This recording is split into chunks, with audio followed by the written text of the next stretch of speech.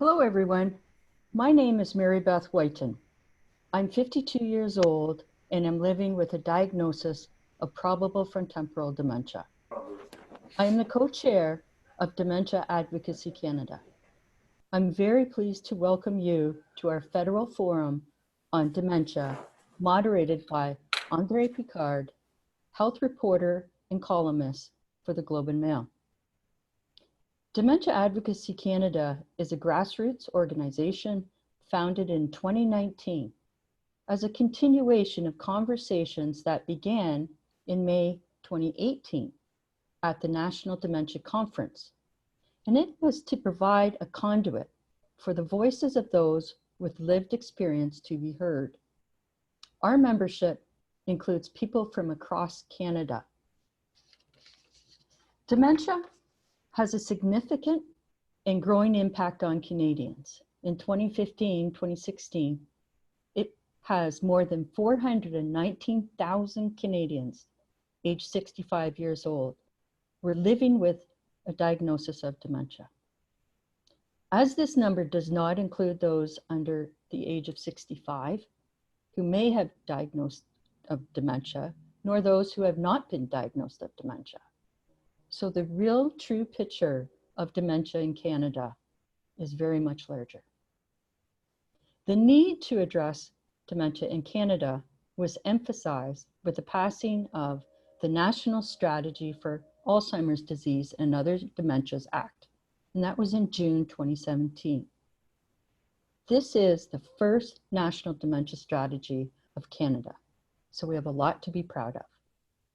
This act requires the Federal Minister of Health to develop a national dementia strategy informed by a national conference and create a ministerial advisory board.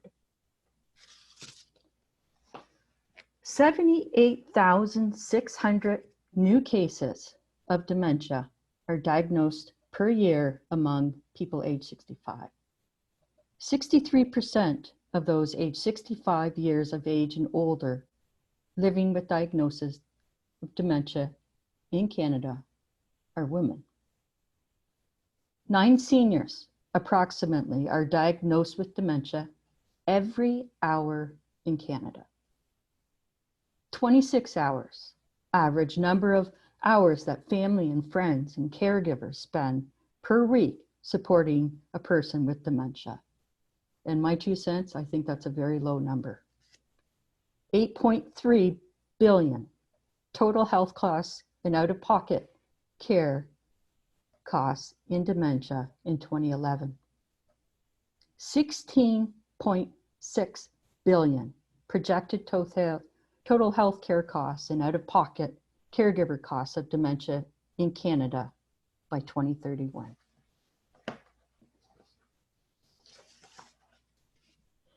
Today's conversation will focus on the how and when the federal parties will implement the National Dementia Strategy. Our audience consists of stakeholders from all provinces and 1 territory who are people living with dementia, care partners, researchers, healthcare, and a variety of other types of stakeholders. In addition, we're streaming this event live on Facebook. So hello to our friends on Facebook. I'd like to take this opportunity to thank our panelists for joining us today, and I wish them all well for an exciting conversation about dementia. So with no further ado, Mr. Picard, please take it away. Well, thank you very much, Mary Beth, for that quite a sobering introduction, reminding us of the impact of dementia and how many people are affected. And as you heard tonight, we're going to discuss an issue that matters to everyone. It's great. It has all party support, the strategy. So there's no debate about that. The debate is how do we take it forward? How do we have an impact on the day-to-day realities of people living with dementia and, of course, their caregivers and care providers. So tonight we're going to have a conversation, not a debate, not a fight, but a conversation about how the parties can work together to to make things better. And for me, it's a real pleasure and an honor to join in. As like many Canadians, I had parents who lived with dementia. My father had Lewy body's disease, lived for a long time, a degenerative condition, and my mom vascular dementia, which was related to her having COPD. So there's different kinds of dementia, different experiences, and we're going to hear from those tonight. We posted this online. It's gotten a lot of attention. There are thousands of you online, which is great. And we got bombarded with questions. So what I've done is I've taken the questions and grouped them into topics, because there's a lot of overlaps. We're going to touch on a whole bunch of topics. We invite you to send your questions in by Twitter. There's a hashtag Make Dementia Matter, or by Facebook, and they're going to forward them to me by email, and I'll try and incorporate that if there are issues we haven't touched on. So I want to start. I'm going to ask each of the panelists to introduce themselves briefly and talk a little bit about the personal side. Why are they interested in this personally, professionally? Why were they chosen by their parties to be the representative voice on dementia? So I'm just going to go around the circle. I have you all up on my screen, and I thought I'd start with Lisa Raitt from the Conservative Party. And Lisa's story is very well known. It's been much publicized in the media about your husband, and there's that very personal element. So I thought we could start with you. So thank you for joining us, Lisa.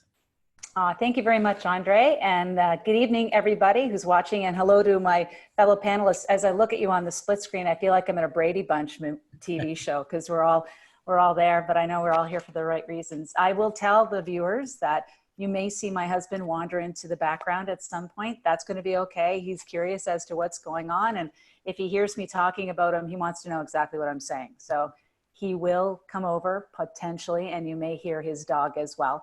I am Lisa Raitt. I'm the Member of Parliament for Milton, Ontario. And in 2016, my husband, Bruce, was diagnosed with young onset Alzheimer's. Now, it's not a definitive diagnosis, as many people know. We think that's what it is. Certainly he's exhibiting those signs. The main symptom that Bruce has is memory loss, and as well difficulty in communication. And those two things caused him to leave employment very early. He was 56 years old when he stopped working, and that brings a little bit of a different perspective, I would say. And I know that there's some young onset patients and people who live with young onset, I should say, not patients, people who live with young onset that are out there listening, and I want to say hi to them. I'm looking forward to the conversation, and it's going to be, I think, one that you may find more surprisingly in agreement than in, I think we'll be in violent agreement the entire time on what we should be doing. Yeah, and hopefully there'll be some nuances that we can debate, but yes, hopefully there'll be a lot of agreement. Thank you. And we're going to work on that little echo problem, a little technology at the front, but we'll work it out. So Dan, I'll jump over to you if I could. Tell us a little bit about why you've joined the panel on behalf of the Liberal Party. Well, thank you. Thank you, Andre, for having me here. Good evening, everybody. My name is Dan Rumi. I'm the Member of Parliament for Pittman Maple Ridge and beautiful. I want to do a shout out to one of my constituents, Myrna, who is the Purple Angel Ambassador in Maple Ridge. She's been a strong advocate for dementia. And let me tell you, she's been relentlessly pursuing me for the last few years on dementia. And I think that's the first connection that I had with dementia. As a first-time politician, when I got to Ottawa, I got to pick the committee I got on, and so I was on Human Resources, Skills, and Social Development and Status of Persons with Disabilities committee. We've done a lot of different studies on the workforce, on lots of different things, but the two that stand out to most to me were we did a poverty reduction study as well as the senior strategies study. What really struck me was the dramatic testimony that we heard dementia was being weaved into everything that we heard. Whether it was poverty, whether it was where you were in life, whatever it was being weaved into everything. We started to hear dramatic testimony from people that they related stories of pain and suffering, and not only for the patient, but for their families as well. And what struck me even more was that there were groups who were at higher risk of dementia and the barriers that they faced, such as poverty is a good example. I began to see also that when I started talking about it in my community, there was also a stigma. A lot of people kept it a secret because of fear and shame. It could be very overwhelming. For me, dementia hit home about 2.5 years ago when my dad was diagnosed with dementia back in Montreal. In his case, it was relatively quick. He was placed in a government facility, and within 6 months, he was gone. He passed away. It's hard if you've never been associated with, if you don't know anybody that's been associated, it's hard to understand the challenges that are faced not only with the patients, but the families and the damage that it does. And it's so hard. You know, dementia is not a partisan issue and it takes no sides. For me, I was really happy that the government was able to put together the National Dementia Strategy called Together We Aspire and funded it to the tune of $55 million. That's just a start. That's a starting point of where we need to go. There's so many different things happening across this country. And in order to move forward, in order to capitalize on all the good work, I think this is where we start. So I'll leave it at that and look forward to the rest of the conversation. Great, thank you. And we will discuss a lot of that, the stigma, the dollars, etc. Stéphanie Mercier from the New Democratic Party, tell us why you're speaking on behalf of the party tonight. Hi, Andre. Hello, everyone. So I've been a nurse at the Montfort Hospital in my riding in Ottawa-Vanier for about 3 years now. I've worked in mental health, and so we have a section in mental health for geriatrics. So I've been working with patients with dementia for about 3 years. So the cause is very dear to me. On a personal level, my grandpa was diagnosed with dementia when he was 46. So my grandpa was a true Canadian northerner. He would go fishing all day. You know, after working most of his life for a lumberjack, his retirement was pretty much going outdoors, being very free. And the years didn't last too long. When I was 14, I remember getting a family call, and my grandpa just had a stroke, and it was his fourth one, and that one pretty much took his mind away, and it went down very quickly from there. It was a lot for my grandmother. She wasn't even in her 60s yet, and she had to readjust the way she was living. She had to be home all the time. She couldn't go golfing anymore. Walking outside was difficult because with the stroke, my grandpa also lost his sight. So it was dementia plus sight loss, and it was a lot of readjustment. So I remember we were 6 cousins living in town, and to give a break to my grandma, we would take an hour every day after school and go babysit my grandpa because just to give room to breathe for my grandma. But eventually things got worse. My grandpa got moved to a long-term care, and he became too violent to be there. And I'm from a northern town in Ontario. We have very limited resources in terms of long-term care and dementia. And so he was kicked out of the long-term and moved to acute care. And he spent close to 10 years there. He had no cafeteria privileges. He didn't have many activities either.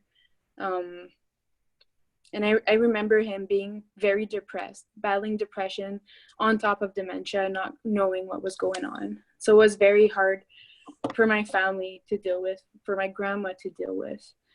And in 2015, after 10 years of that, going back and forth to the hospital, he finally passed away.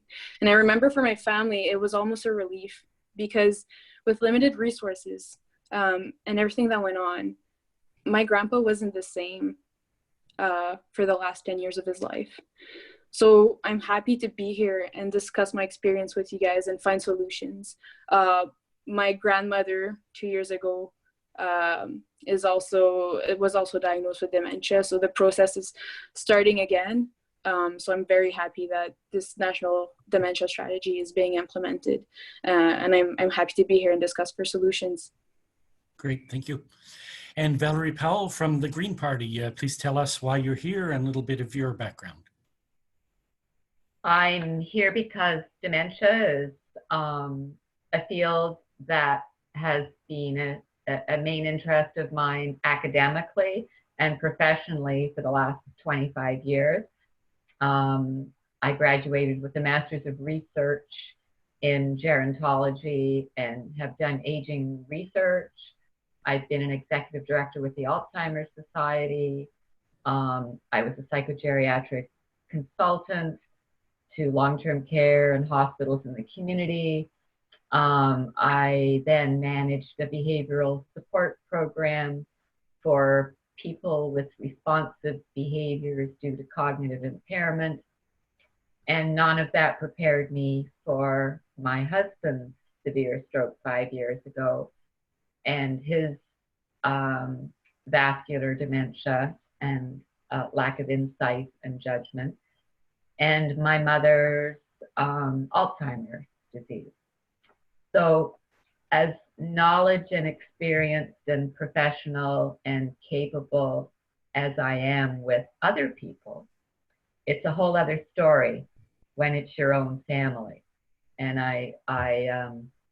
I'm not as professional and capable as sometimes I'd like to be, which is why it makes me realize even more that all the work I did for the Alzheimer's Society, and I still sit on the board of our local Alzheimer's Society chapter, that we really need a system of support, improved research, constant reduction of stigma, all of the issues that your group, the Dementia Advocacy of Canada, is advocating for, and that the Alzheimer's Society is advocating for, and that hopefully the National Alzheimer's Strategy can address when they actually get the funding and even more funding to achieve some of their goals. So I'm the seniors critic with the Green Party of Canada, but I know it's an issue that that is important to all ages. So that's why I'm here. I was thinking last night about today and realized that one of the things I taught with the losses of dementia, particularly Alzheimer's, one of the major losses is called anosognosia, which is not knowing what you don't know. And I think we all suffer from anosognosia.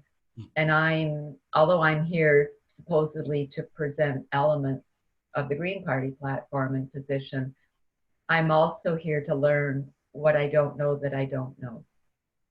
Okay. Well, thank you all. And it's a reminder, I think, that the personal is very political. Everyone had a very personal story. Everyone's touched by Alzheimer's. And that's what I find as I travel around the country and do my work. I don't ever meet anyone who hasn't been touched by this personally. So it's great that we're focusing on the individuals to start off with, because that's ultimately what matters. So I want to start delving into some of the issues.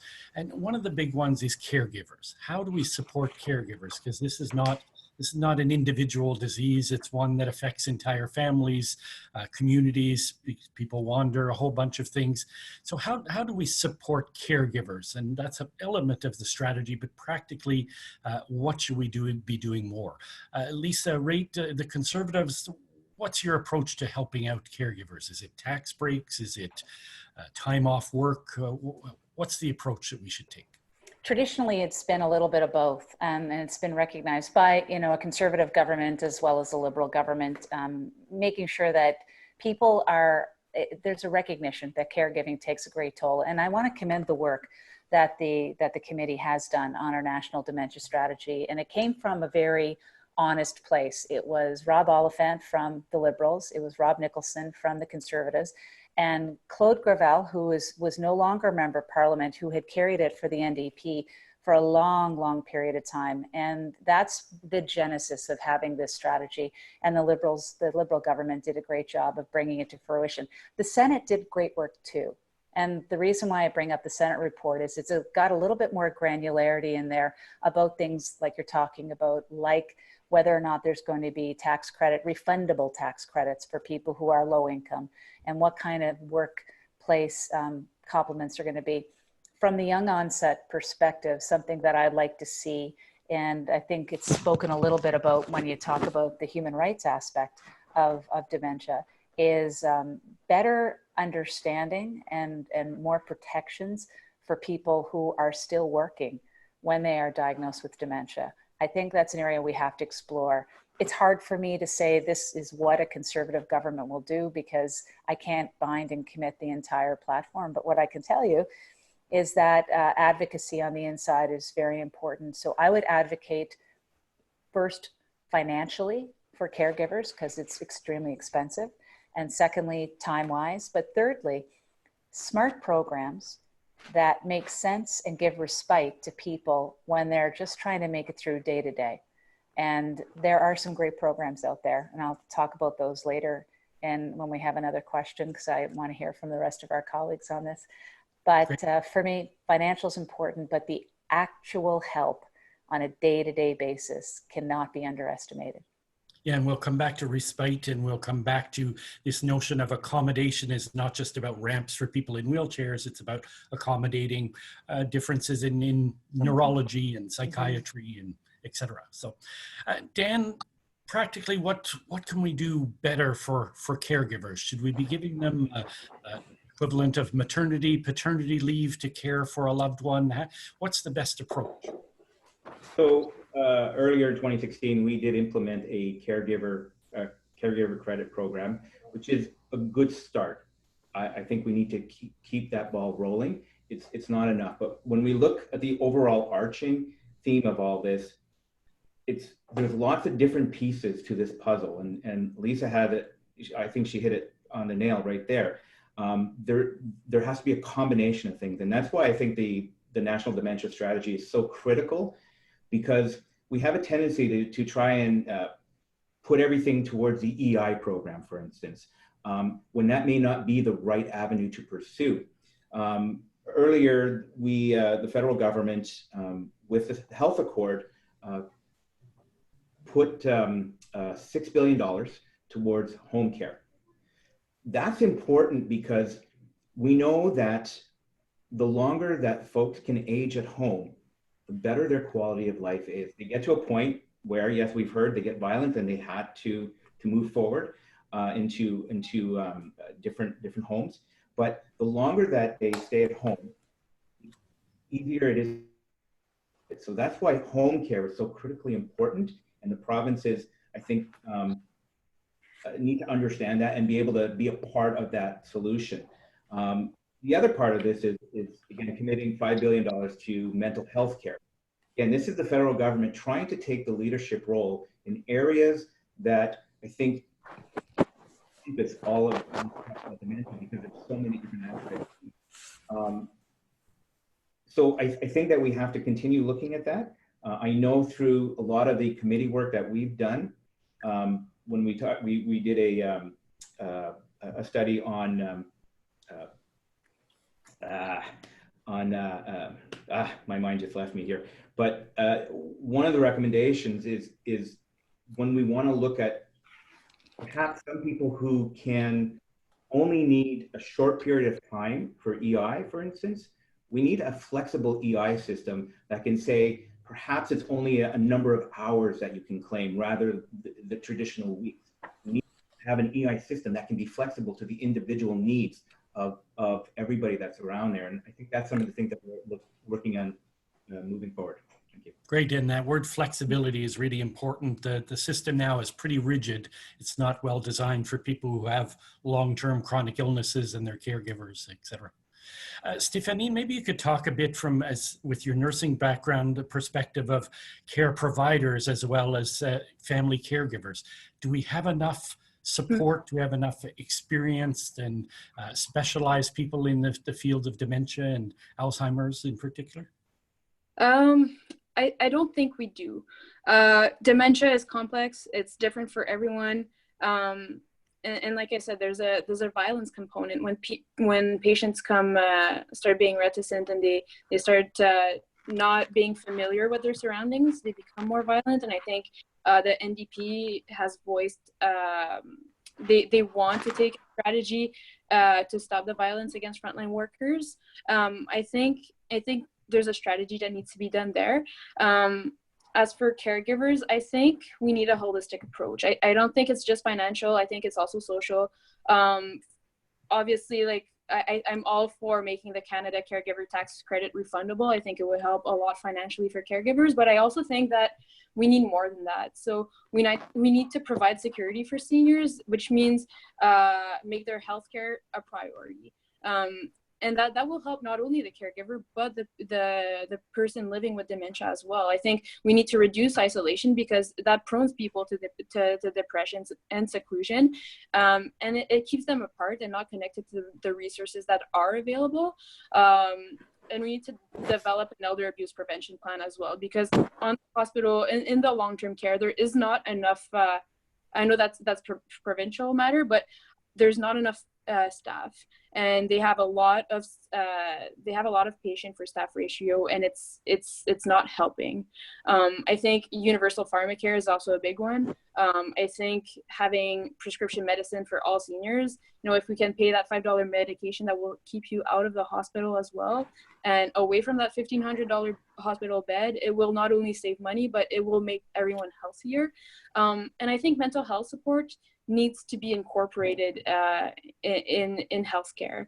I think we need to have healthcare available and more resources within the communities, because I know from my writing, there's not enough. I know people from Ottawa, Vanier, they come in the hospital, and a lot of times when they go back, they rehabilitate, they go back in the community. There's not enough resources them to keep them healthy and to stay outside the hospital walls. So I also think it's hard to live with dementia. It's hard hearing the diagnosis. It's hard to live with dementia, and a lot of times that hurts the mental health aspect. So if that's not covered, then we're not helping them out. I think we have to make sure that housing is accessible too, and that home care and long-term care is available. So I think families need access to quality home care and long-term care no matter where they live. And we need to work collaboratively with patients, caregiver, and provincial territorial government to make national care standards for home care and long-term care. I think that will help in the long run. Great. And Valerie, with your background in gerontology, you hear from care providers, caregivers. What do they tell you they want? What do they need?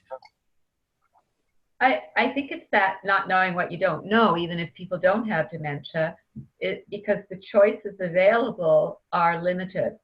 And so most people don't know of other choices, mostly because they aren't there for them. An example would be housing. So somebody lives in their own home, they're having trouble coping, perhaps the person with dementia, it's not a suitable environment for them, or they need more care. It seems the jump is to go from your own house directly, to long-term care if you qualify, which everybody doesn't, or a retirement home, when there should be more supportive housing, assisted living, choices of whether it's an apartments or townhouses, cluster care in communities where a community nurse or team can provide care in a neighborhood. And then the staff, a lot of my work was in educating staff, and there's a high turnover. There is a huge shortage of PSWs. That's an Ontario term, personal support workers. In other provinces, it might be healthcare aides. But in Ontario, the shortage is so extreme, and the turnover, that a lot of them aren't really well trained in dementia care. And when you're not well trained in the care, then the person has responsive behavior to being startled, to not knowing who the person is if they don't introduce themselves, to being afraid if the caregiver isn't smiling. And then those behaviors then make them not, make the care not available. So for instance, somebody with dementia with any kind of a behavior may not be allowed at a hospice if they're dying. They may not be allowed to some day programs because of their dementia or behavior. So suddenly choices are gone. So we have programs, but there are criteria as to who can access them. So I think we need to, you mentioned flexibility. I'm suggesting choice.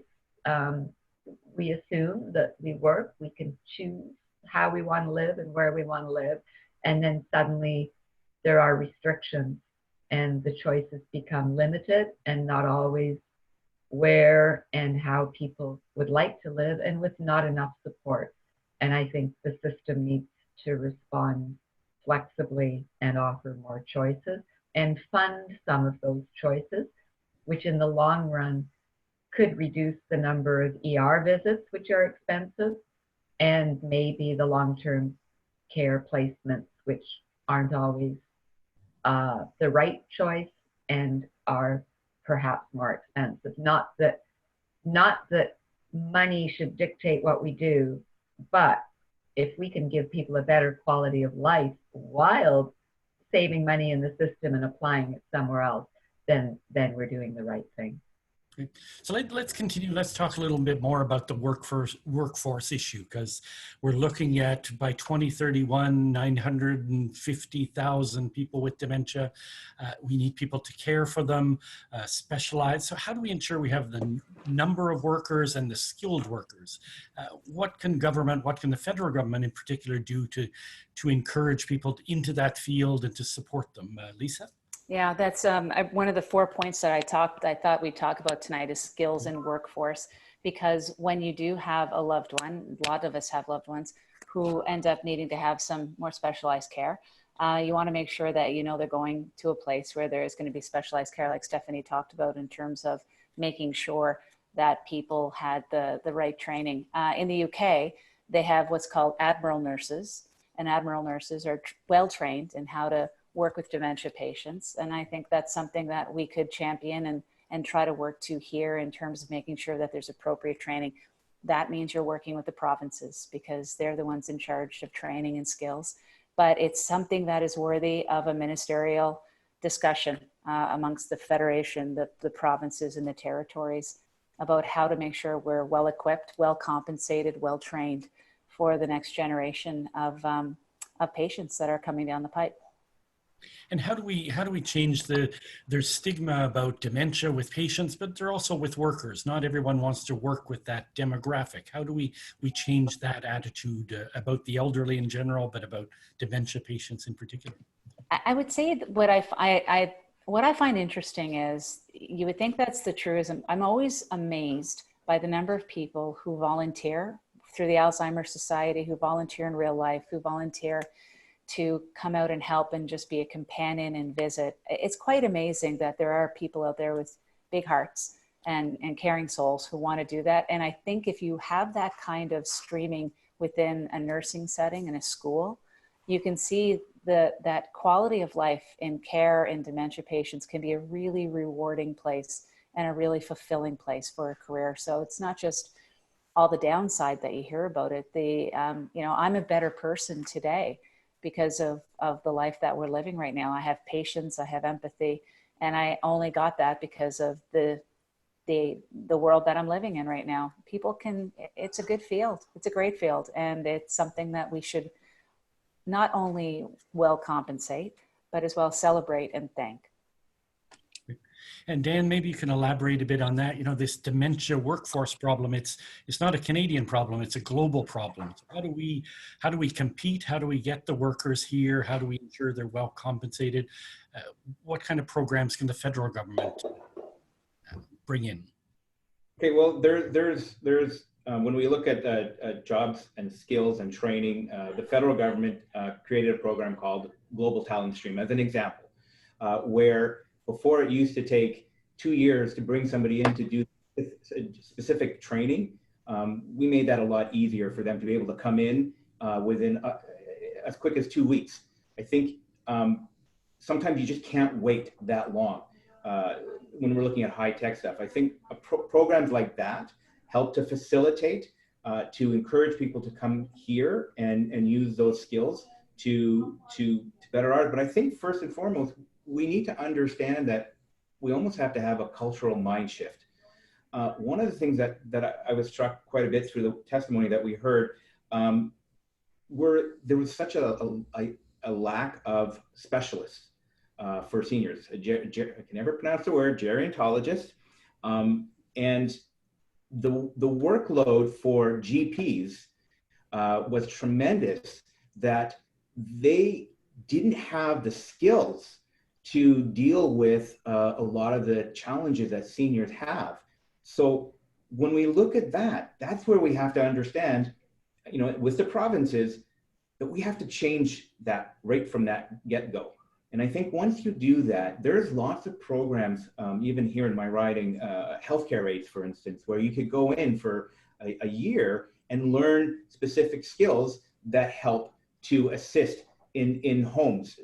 You know, so I don't know that we do enough to encourage that. I don't know how we're going to be able to build our inventory of specialists out there. When we consider right now, 1 in 6 Canadians is a senior, and really in the next 15, 20 years, that number is going to be 1 in 4. We're behind the 8 ball. This is things we should have been really looking at, you know, a decade ago. But we're here now, and these are the conversations, and this is why I'm looking forward to this national strategy. Because from there, what are the best practices? What are the things that we need to do to encourage people to get into the field? I don't think that people know that that's an option for them. And we have to be able to make those options available. So unfortunately, it's going to be working with the provinces and trying to come to different solutions that we can work together that encourages this type of education and skill set training. And Stephanie, you talked earlier about some of the challenges of workers working with patients with dementia, but also the PSWs in particular, personal support workers, are very poorly paid. And I know this is an issue with the NDP about getting a minimum wage and even more. How do you ensure that we value these workers and we pay them, because it's tough work? And by paying low wages, we have lots of turnover. That's really I know it's particularly traumatic for my father, getting, never seeing the same worker twice. How do we pay people and properly so that they stay in their jobs and there's stability and there's good care? What kind of programs can ensure that? As a nurse, I can tell you that what makes it hard for us to do our job, and it's the same with personal support workers, is when we have too many patients and not enough time. We can't provide good care when we don't have time to do it. And a lot of times what I see on the hospital floors is incredible staff to patient ratios. I have, when I was in mental health, I worked with 9 patients for an 8-hour shifts. That's not even an hour per patient. And in long-term care, it's even worse. We have 1 personal worker for sometimes 20 patients. So that discourages staff to work in long-term care, and it also burns them out. And so that's why we see a lot of people leaving the field. I myself have gone back to law school, because being a nurse right now, I love the job, I love the field, but we spend all our time at the hospital when we're there. And that's what I think we need to work and invest with our staff, and work with the provincial government to make sure that staff to patient ratio is lower. We also need to sensitize nurse, straight in nursing school. If we can talk about dementia when we are training the nurses and we start them young, they will understand the problem at hand way better. The other thing is we need to invest in training for nurses and for PSWs, and make sure that they know how to approach, because when we work with people with dementia, it's all about gentle approach. It's not about confrontation, contradiction, but we need to teach our support to do that. And yes, working with people with dementia, you learn how to approach them and you develop your own methods. But if you have training right at the start, you can start on the right foot right away. So I think it's investing in our healthcare system. I think it's making sure that people are informed, and I think it's making sure that working conditions for our workers are fair. Great. Valerie, with your background, you've been a volunteer at the Alzheimer's Society for a long time. I wondered if you could elaborate a bit on what Lisa talked about the importance of volunteers and the people helping out, giving respite. Why do people do that, and how can we encourage them to do that, and how important is it? Oh, I wish I could answer all those questions. I think a lot of the volunteers that I have met, and this is just my interpretation, even though I was an executive director many years ago, most of the volunteers came for a reason. And so if we could capitalize on those reasons. So when I was in Guelph, when I was the executive director, we had students who wanted to learn more because they were going to go through a program where they thought it would be to their advantage. And then they ended up, of course, becoming dementia friendly themselves and loving it. And it would stand them in good stead, hopefully, for the rest of their career as they went into their professions. Most people volunteer because of a personal connection. And since almost everybody has a personal connection to some form of dementia, then there should be way more volunteers. And the volunteers, there's not enough money to run the programs without volunteers. But volunteers need to be valued and they need to be well trained. And the Alzheimer's Society has programs where they specifically interview and train the volunteers to help to work, whether it's a dementia, whether it's a support group, mind and motion, there's a music program. There are many programs, coffee hours, exercise programs where the volunteers feel better when they're well trained and well valued, and then they stay for as long as they're able to. And I think if somebody has their own connection, then it also makes it more meaningful for the people who are sharing their story in those groups. Plus volunteers just to raise funds so that those programs can continue, and those volunteers become ambassadors for the Alzheimer's Society and for people with dementia. So volunteers at every level are extremely important to reducing the stigma, spreading the word, and getting the work done. So we heard in the introductions, we heard many personal stories, and patients often, because of the degenerative nature of the illness, end up in institutional care. So I'm interested in what can the federal government do? Is it, ultimately we don't want everyone ending up in an institution, but we want people who need that kind of appropriate care. What can the federal government do to ensure that there are spots? And we know that the waits for long-term care are now, they can be a year and a half in some provinces. How can we assure that there's the appropriate beds and specialized care for people when they need it? Lisa, is there a role for the federal government there? I think there's a role for every government always, and when you're looking after the health and welfare of citizens. Where we slot it in is the important part, trying to figure that out. I'd say this, I had a meeting in my local constituency a couple of weeks ago, and with the woman we were discussing is the overlap of palliative care or hospice care with what you get for dementia care. And there's not always a recognition that it is palliative care at the end of life, and people are concerned about whether or not there's going to be that help when you do approach the last couple of years with dementia, Alzheimer's, whatever is the illness underlying the dementia. So I do believe that within the bucket of talking about solutions for long-term care and funding for long-term care beds, that there is an ability to have a broader discussion on dementia. And again, it comes up at the table between the federal minister and the provincial ministers on the best way to tackle that.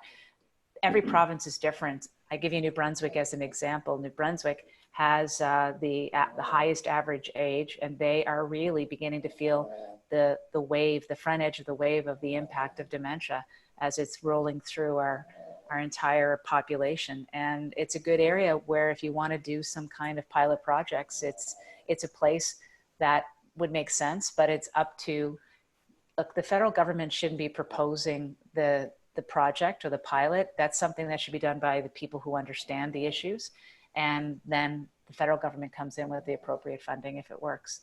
And I think that's the best way to do it. I'd much rather see grassroots up than I would to see top-down allocation, because the enemy to getting stuff done, unfortunately, is a bureaucracy. And we need to prioritize care, not prioritize bureaucracy in getting stuff done. And you mentioned New Brunswick with a very aging population and the stressors. What's happening there is a lot of people with dementia are ending up living in hospitals because there's nowhere else to go. And that's probably, we can all agree, the worst case scenario. So how do we ensure that families have choice, that their loved ones are getting care where it's appropriate? They do it at home if they can with support, or the institution, but not a default, we don't know where else to put you. I think this is one of those things where we do call it an emergency and recognize it as such. In the United Kingdom, again, the #1 cause of death is dementia. That's what it's been recognized as. It beats cancer, it beats heart disease. And if we don't think that our society isn't marching towards that finality, then we are kind of kidding ourselves. So we have to be prepared for it and be cognizant. One thing worse than, I read today from a senator in the United States whose wife had Alzheimer's. He said that one thing that's worse than Alzheimer's is the ignorance of the disease. And that's something we should be mindful of as we try to figure out which ways to go. But like Dan was saying, you have to be motivated and you have to be present and you have to continuously work on it, because it is a very complex issue and one that needs to have champions at every level of government and every party. And Dan, you talked about having a loved one in an institutional care. How do we ensure that people have the right care and that it's not a place that's really depressing to go visit, that it's, it's a nice institutional care, but... Well, first let me add that we created a national housing strategy. It's $55 billion over 12 years. I agree with Lisa when she said it's not the government that's going to build this. It's not. If the government is there to provide funding for projects, I think that's where it starts, because we're not the experts on that. When you look at one of the, you mentioned my dad. So my dad went into I guess a state hospital, if you will call it. It was paid through with Canada Pension Plan, and he got taken there. This is where we can compare, where you have the least unfortunate folks, poverty level, and they're the ones who have no quality of care, because they're put into these big rooms, and there's people running around on that big floor. It's locked out. There's really not a lot of resources there. Now, the flip side of that is you have these brand new facilities that are starting to come online. We see some of them from Sweden. They're great examples. Right across the river from me, there's been a complex that's opened up, state of the art for dementia, but it'll cost you $7,000 a month. So the challenge that I keep coming up with is not just the housing of this. It's not just the infrastructure. It's the quality that if you can afford it, you can have a better care system. But if you can't afford it, the quality of life is not there. I know when my dad was there, he did not want to be there. When I went to visit him, there were just people yelling and screaming up and down the hallways. My dad was not at that point, and he couldn't understand why he was there, and he just gave up. That's why, in my heart, I believe that he passed so quickly. He didn't want to eat. He didn't want to participate. There was nothing there. Nobody would want to be in that situation. Having said that, I will say that the nurses that were there were phenomenal. Like, they knew everybody by their name and they did the best that they can. But the system is not set up for quality of life. And I think that's where we need to understand how and what are the things that we could do as governments to improve the quality of life of people who have dementia. Part of it is aging at home. Part of it is building more senior centers that are geared towards early onset, and the funding can be there. But this is where I think that overall we have to start to understand the needs and the challenges that are out there, and we have to start addressing them. And Stephanie, maybe you can elaborate on that. How do we make sure people are in the right place at the right time for the care they need? So I believe that families, they need access to quality home care and long-term care. So it's about working collaboratively with the provinces, with caregivers and with patients to develop a national care standard for home care and long-term care. And we need to amend that in the Canadian Health Act. So we can legally protect as a federal government access to home care and long-term care services. We can ensure consistent quality of care across the country, which would include determining a core basket of home services that will be available and covered by provincial insurance plan. The other thing we can do is setting minimum national care standards for long-term. So I think that's something that we could look at. And you do it, how do you get the provinces to work together? Do you just ram it down their throats, or do you get them at the table? I think getting them to a table and having a conversation about it would be a good start. I think also maybe giving some financial support with it would also be part of the plan. And Valerie, maybe just to stay on this institutional theme, how do we ensure we have the right kind of institutions? I visit lots of facilities. I've seen some lovely homes with, 12, 20 beds for people with dementia, and they seem much more homey than we sometimes have these sprawling facilities that feel, quite oppressive because there's hundreds and hundreds of people. How do we find the right balance of something homey but affordable? I think the system works very slowly. There have been conferences years ago about designing for dementia where we should learn from other countries. And as you say, small units with 9 to 12 people per unit instead of mass dining rooms, which may be more efficient but create less home-like environment and more behaviors. An example are homes in, I can't remember which European country, where each little home area is specific to a type of person. So there might be one all designed for farmers, where the decor and the meals are farm-like. One that's designed for maybe more music, artists, or upper class, where they have china, something that people are familiar with, because when we're institutionalized, we lose the individual, whereas with small home units, it works a little better. The legislation and the money is so slow to change that even though we may know some of those things, and we realize that we need smaller units, and we also know that we need specialized care units, not just locked units, but ones that actually provide specialized dementia care, then we could be successful with the care. People who are 50 with a frontal lobe dementia or a Korsakoff do not want to be in the same setting always as somebody who's 85 and nonverbal. They need, you like to have your own community at the local pub. You associate with people you can communicate with at your level. My mother's 93, she's blind, she has Alzheimer's. She sits with a group of women every day who also repeat themselves and are happy to hear her story 10 times. And it works because they're at the same level and have their own sense of community. But if my husband went in there, he wouldn't be happy at all.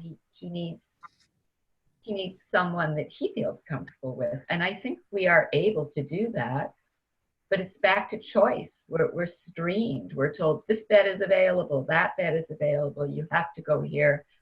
And then once there, it's too challenging to be moved.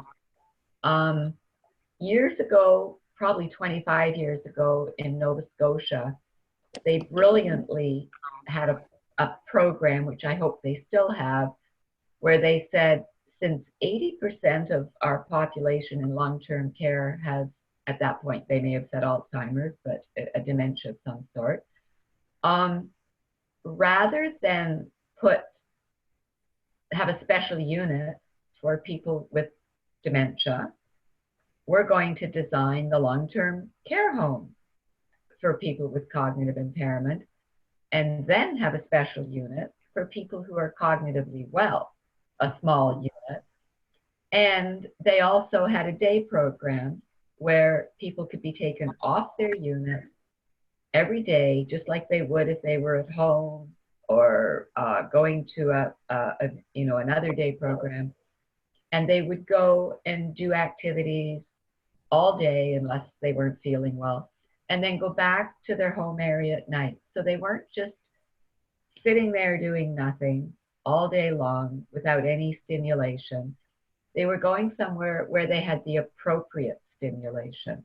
My mother goes to a day program 1 day a week. I love day programs. We need more day programs. It gives respite for the caregiver, and it's a wonderful environment for the person with dementia, and for people who don't have dementia, who go on a day when they have they match up the attendees for the day. They have appropriate programming, and they're geared to make the person feel successful as opposed to feeling like a failure. And so they love it, and most of them go back. So I'm not sure if I answered the question, but there's a lot that we can do. We just have to be innovative, think outside the box. Like a lot of people with dementia, they're cognitively different. They're thinking outside the box. We need to think outside the box with them. Great. So this is our first hour, and we've had a very rich discussion. There's lots of interaction on social media, online, but I'm getting a lot of pushback. People want me to ask more about money. There's a lot of concern that the money that's been allocated for the dementia strategy, 50 million over 5 years, that's just one person is saying a toe in the water, another a drop in the bucket. So I want to ask each of you, is this enough? The Alzheimer's Society of Canada says the strategy requires a minimum of 30 million a year for 5 years, so 3 times as much as what's been committed so far. So Lisa, start with you. Would the Conservative Party bolster that? Would you spend more, invest more in this area? I think a good comparator is what we did with the Mental Health Commission of Canada, which started off small, but then received very large donations and very large amounts of federal funding as it matured and as it became bigger and developed more programming. And I commend the Liberal government for putting the money that they did into the National Dementia Strategy. And it can seem like it's only a little bit of money when you put it over 5 years. However, it's one of those things where if you start seeing the results, and the output is exactly what the minister had anticipated, it really becomes one of the places where you can put good, solid investment of government resources in. So it is at the point where it has to prove that it's doing what it said it was going to do, and every program has to do that. Also on the money side though, and I'd be remiss if I didn't do the pitch for my husband, on the cure side of it, on treatment side of it, on more than just living with the disease, but actually figuring out a way to get rid of this disease, I'd like to see private sector step up to the plate more.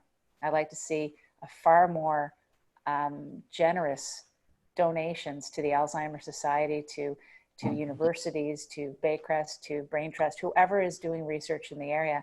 I'd really like to see our society understand that when you give and you donate actual fundraised dollars to these organizations, you're actually investing in your own brain future.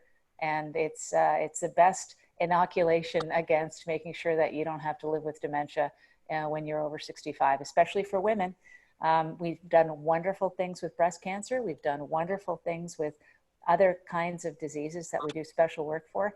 And I think it's time for us to be really all invested in Alzheimer's, since we know no cure, no treatment, still worrying about how you end up getting it, the prevention side. So government has to be there to help, but it can't carry the whole load. There's not enough money in the government coffers.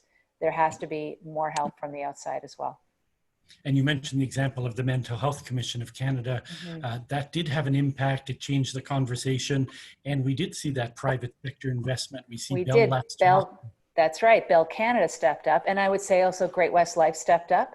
They came on board to do the standard for workplace mental health and mental health safety. So kudos to those great organizations. I was part of that when I was Minister of Labor, and they brought the legitimacy, and they brought the private sector and the people.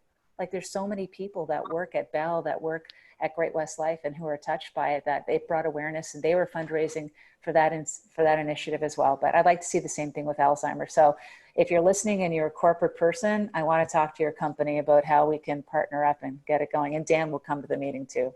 Exactly. Let's see who steps up for dementia. Absolutely. I know some have. GMP has in downtown Toronto, but I like to see somebody take this on. Banks. I'm talking to you, banks. Now, Dan, your government invested this money, got a lot of praise even from the Conservatives about investing in the dementia strategy. But is it enough? Should it be 2-3 times more, as the Alzheimer's Society is saying? So when we look at, again, the overall arching theme here, you have to look at a whole bunch of different things. So yes, we invested the money in the National Dementia Strategy.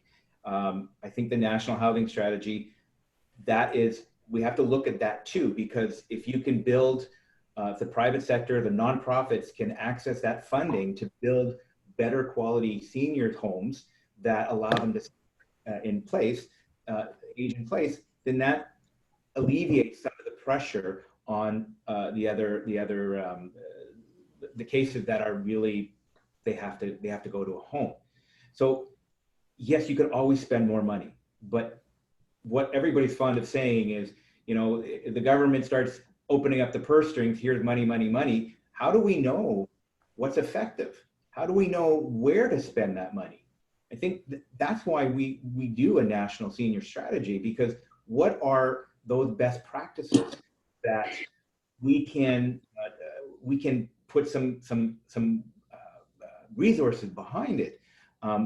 But if we just say, okay, here's $100 million, here's another $100 million, and just start throwing that money, how can the government assure that it's being spent in the right manner?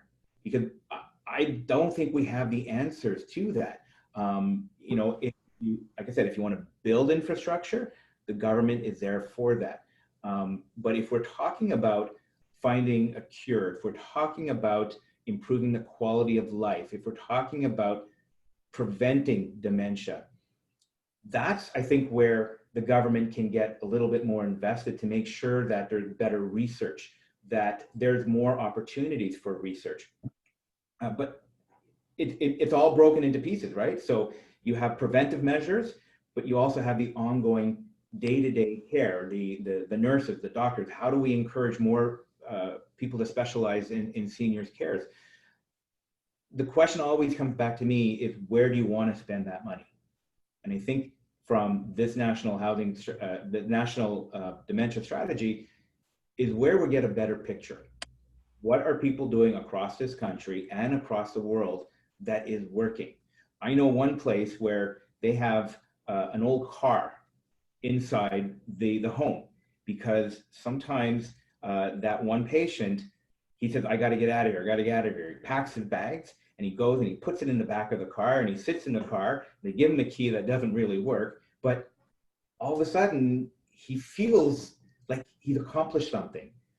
So sometimes we have to look at improving the quality of life. What does that mean? What are the little things that we could be doing across this nation with our provincial governments and our territorial governments, and even our First Nations, because Indigenous people are at risk of dementia as well. And so how do we help them? It's frustrating. but I think that also getting private investors involved and nonprofits. I think there's a lot of nonprofits that we work with, that I've been working with to try to build seniors housing. Those are pieces of the puzzle. And finally, one of the things that we're talking about is a national pharmacare, that by 2022, all essential medicines would be paid for. Why is this important? Right now, there's a lot of people who are trying, do I pay my phone bill? Do I pay for my medicines? Do I buy food? When we talk about affordability, how do we know the impact of people not taking their proper meds or not getting the proper meds? What impact does that have on dementia-related issues? Do we know enough about that? So yes, I agree we should be spending more money, but where and how effective is that money going to be? And I think we'll find that out from the ongoing strategy. Now, Stephanie, during the debate on the strategy and the funding of the strategy, the NDP said that wasn't enough money. But how much is enough? How much should we be spending on this strategy? Yeah, so I think providing 50 million over 5 years to support the implementation of the strategy is not enough. So if we go with the Alzheimer's Society of Canada, they requested 30 million over 5 years. That's the equivalent of 150 millions over 5 years. So that was recommended. It was supported by HALE, which is a coalition of over 40 healthcare professional and organization and charities. And right now, 50 million, that's a third of it. So I think we need to do more in regards to that budget. I know Canada will be spending $46 million on dementia research over the next 5 years through the Canadian Institute of Health Researches. That isn't enough, especially when we're comparing it to the research investment of other G7 countries. According to Alzheimer's Disease International, an international dementia advocacy organization, 1% of the societal cost of dementia should be devoted to funding dementia research. With direct medical costs of dementia care around being around 10 billion annually, an investment of 1% would translate to about a research budget of $100 million. So that's more than twice in the current CIHR investment. So right now, I think Canada's racing against the clock. And I think there's a growing sense of urgency for implementation of the National Dementia Strategy, but also for adequate funding behind it. And I think Canadian families affected by dementia want their government to take the next step and fully fund the National Dementia Strategy in the budget of 2020. And Valerie, maybe you could elaborate on that. I was going to ask that question about the research funding. That's a commonly cited figure by groups, so we should spend 1% of the societal costs, at least 100 million. Is that something that we should be doing, is investing much more on the research side to, as Lisa said, work on that cure, work on prevention and not just taking care of people once they get sick? Oh, big question. Research can be extremely expensive, especially if you have ongoing research. We did have some of the best research in the world coming out of Montreal and Toronto a few years back, whether it was stem cell research, looking at medications. But research is there are there's a huge variety of research. There's understanding the dementia. Baycrest has a wonderful research program with people looking at understanding people's attention spans, a response to treatments and different programs.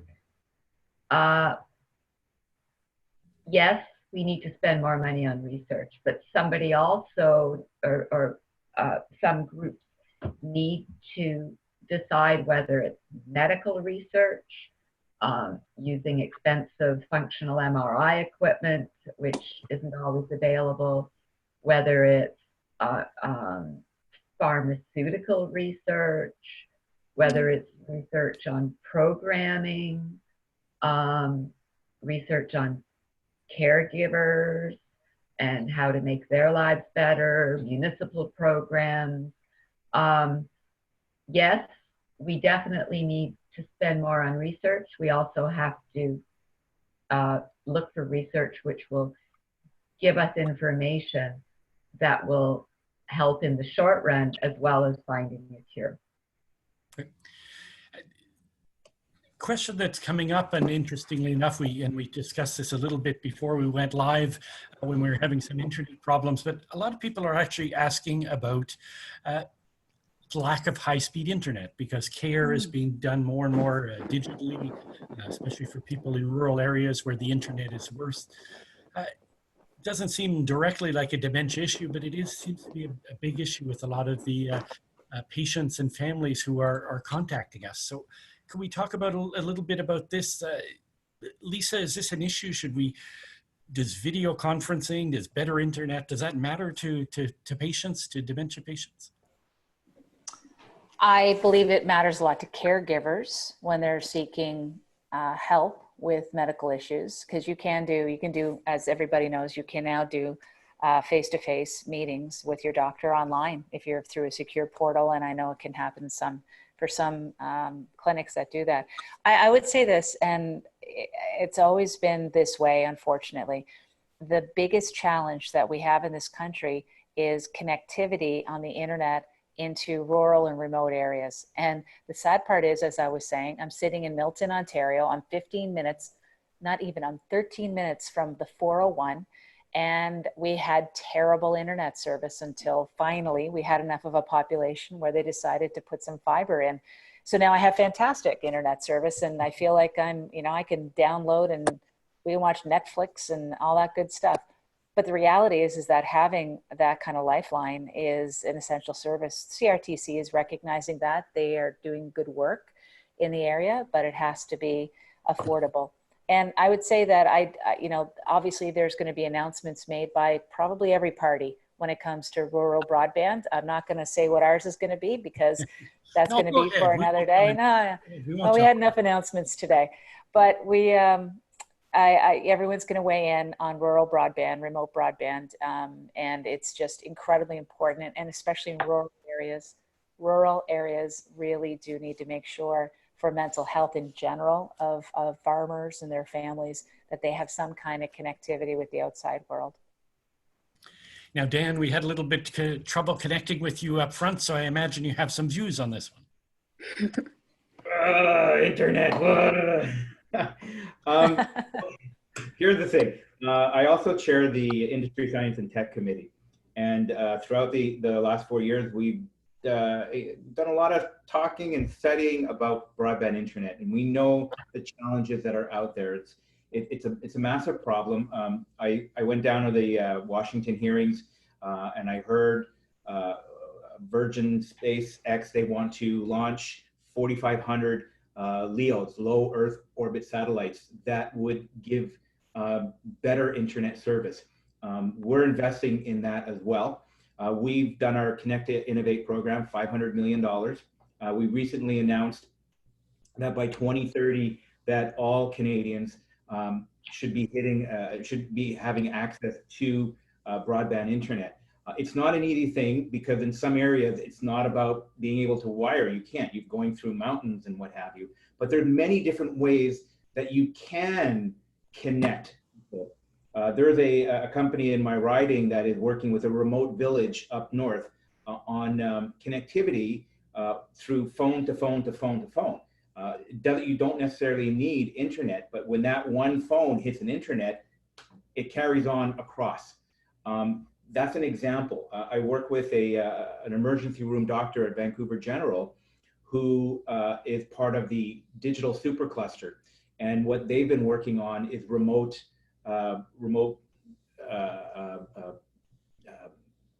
medical, I don't know how you call it, but what they're trying to do is, with wearable technology, you can be your doctor here, and you can service a remote area using the technology that's there. But in order to make that happen, you have to have good connectivity.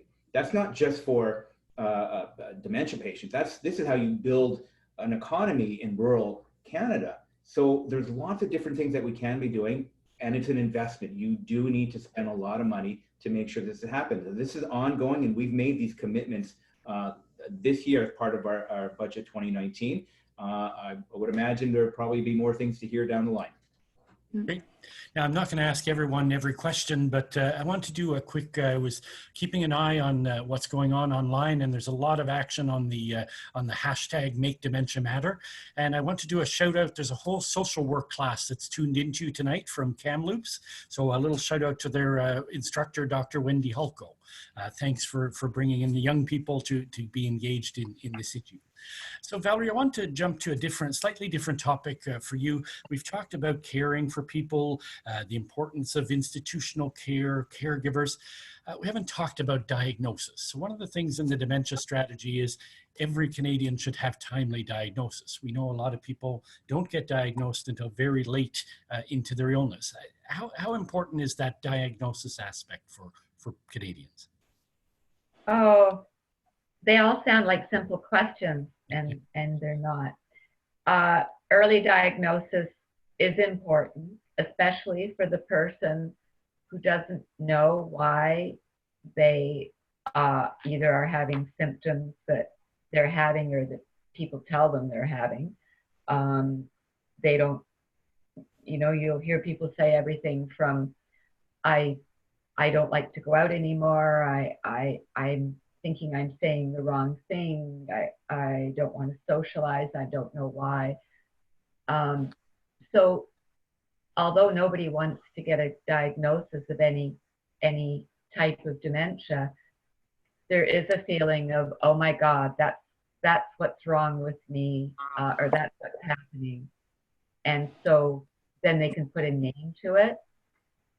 The challenge for physicians is, when we did physician training as much as we could, it was when Ontario had its first dementia strategy, physician training was the one area that was the most challenging for them to implement, and it's still a challenge.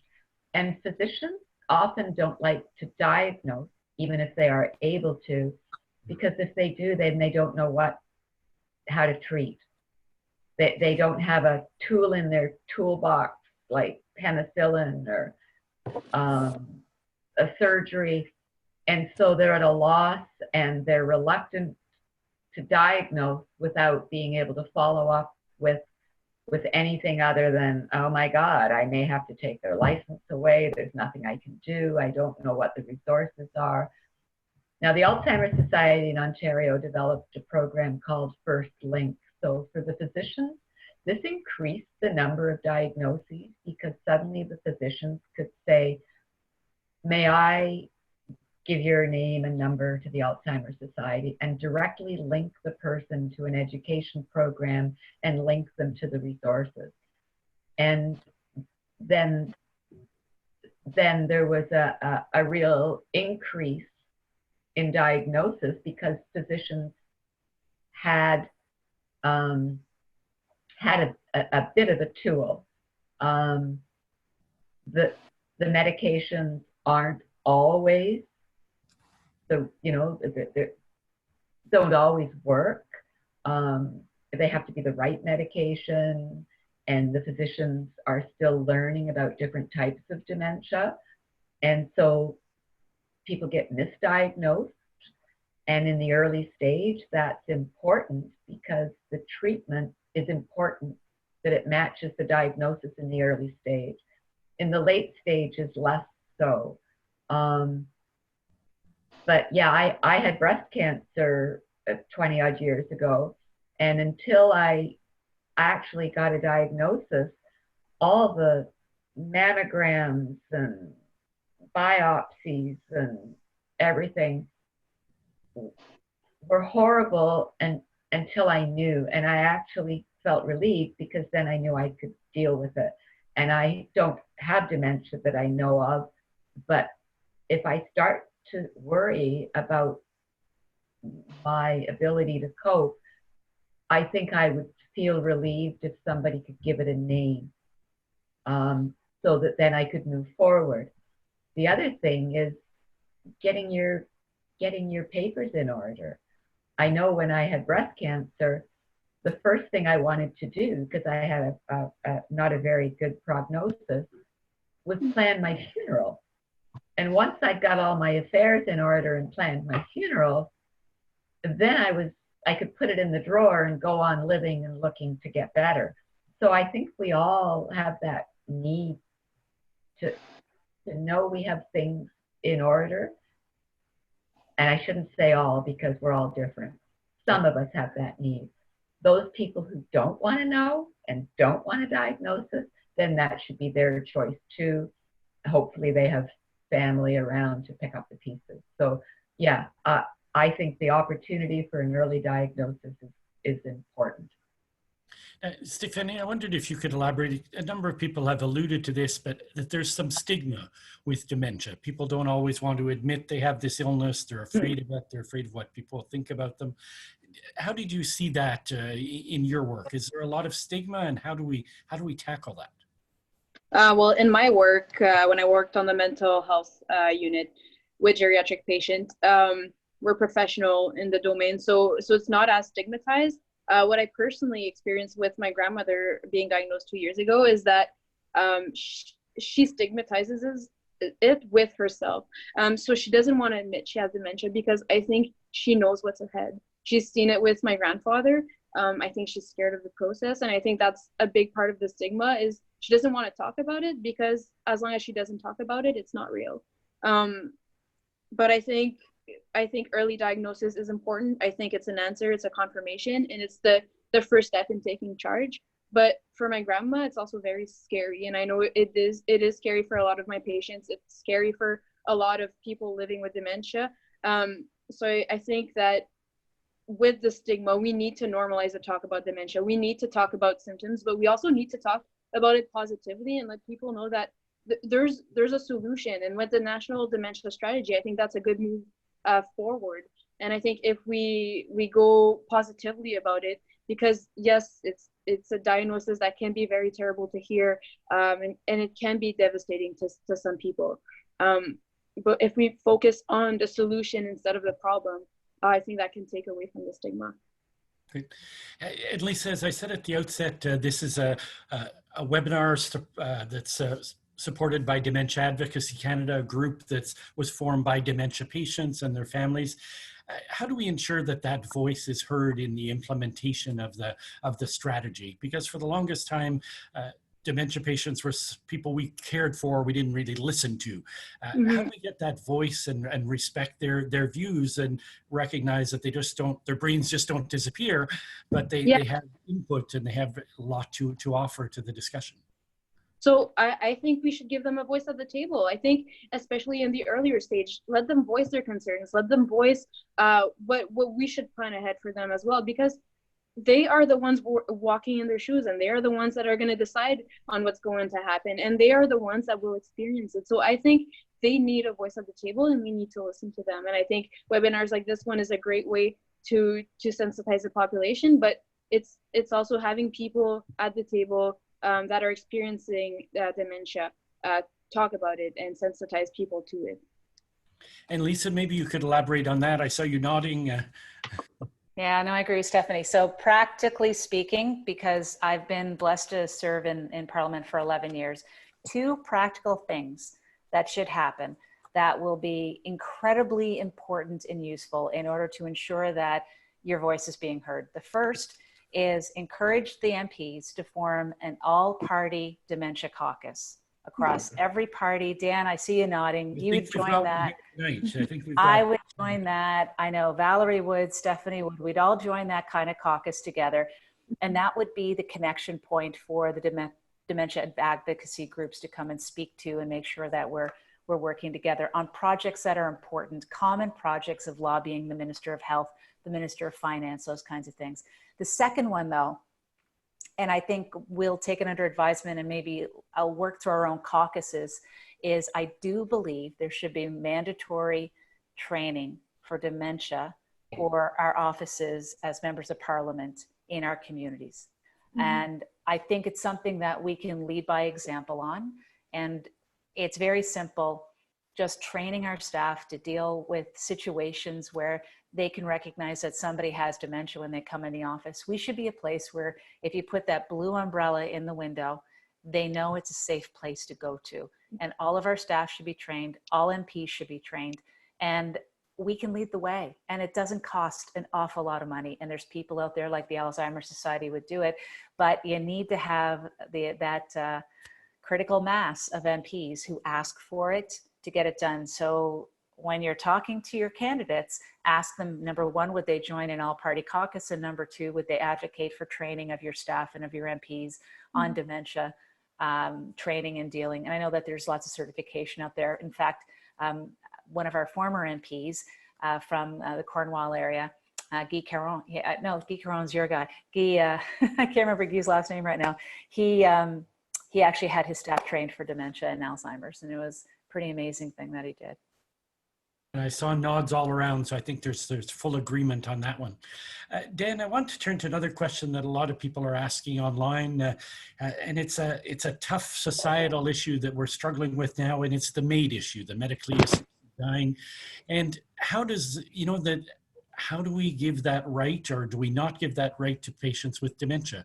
So this whole notion of advance directives, can people choose assisted death if they have dementia? Does your party have a position on this, and how do we tackle that tough issue?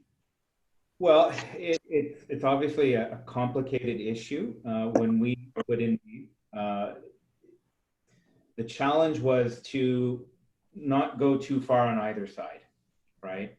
Because we have to be careful that we're not encouraging or family members aren't encouraging somebody else to take this option when maybe it's not necessarily so, or too soon.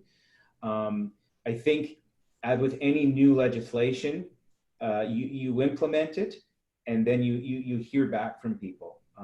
Will we expand on it? I think that was the intent when we originally put it in, that we would hear from more people, and I'm certainly hearing from a lot of people on this. So we have to be careful on how we move forward, that we're being responsible with this. Certainly, when you have early diagnosis, we don't know how long you're going to be around for. You could be around for 10 years. You could be around for 20 years.